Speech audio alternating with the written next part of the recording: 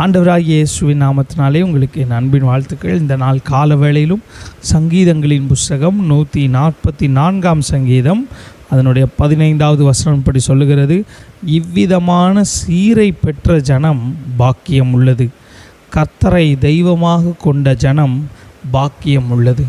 இங்கே ஆண்டவரை யாரெல்லாம் தெய்வமாக இயேசு என் தெய்வம் என்று சொல்லி யாரெல்லாம் வணங்குகிறார்களோ அவர்களை பற்றி வசனம் சொல்லுகிறது, அவர்கள் பாக்கியம் உள்ளவர்கள் என்று சொல்லி. பாக்கியம் உள்ளவர்கள் என்றால் சந்தோஷமாக இருக்கிறவர்கள், ஆனந்தமாக இருக்கிறவர்கள், ஆசீர்வதிக்கப்பட்டவர்கள் என்று சொல்லி பொருள்படும்.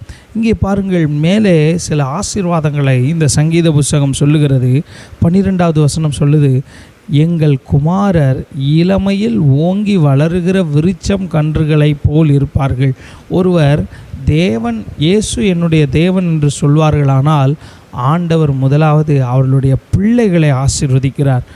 இளம் வயதுள்ள பிள்ளைகளாயிருந்தாலும் அவர்கள் ஓங்கி வளருகிற ஆசீர்வாதத்தினால் ஆண்டவர் அவர்களை நிரப்புகிறார். யாபேஸ் என்கிற ஒருவன் இருந்தான், வீட்டிலே சிறியவன், ஆனால் ஓங்கி வளரத்தக்கதான ஆசீர்வாதம் ஆண்டவர் அவனுக்கு தந்தார். ஒருவேளை நீங்கள் நினைக்கலாம், எங்களுக்கு குமாரர் இல்லையே, குமாரத்திகள் தானே இருக்கிறாங்க அப்படி சொல்லி நினைக்கலாம். வசனம் சொல்லுது, எங்கள் குமாரத்திகள் சித்திரம் தீர்ந்த அரண்மனை மூளை கற்களை போல இருப்பார்கள். உங்கள் பிள்ளைங்களை கர்த்தர் முக்கியமான இடங்களில் வைத்து அழகு பார்க்கிற தேவன்.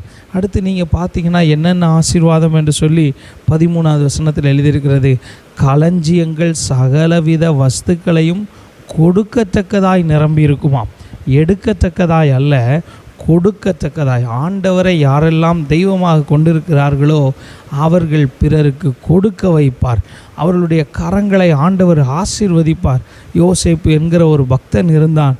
அவன் நிறைய களஞ்சியங்களை திறந்து அதில் இருந்து ஆசீர்வாதங்களை எடுத்து அநேகருக்கு வாரி இறைத்தான். உங்களையும் ஆண்டவர் அப்படி மாற்ற வல்லமை உள்ளவராக இருக்கிறார். உங்களுடைய வாழ்க்கையிலும் தேவன் இயேசு தேவனாக இருப்பார் என்றால் பிள்ளைகளுக்குரிய ஆசீர்வாதம், வானத்துக்குரிய ஆசீர்வாதம், பூமிக்குரிய ஆசீர்வாதத்தினால் உங்களை நிரப்புவாராக. ஜெபம் பண்ணுவோம்.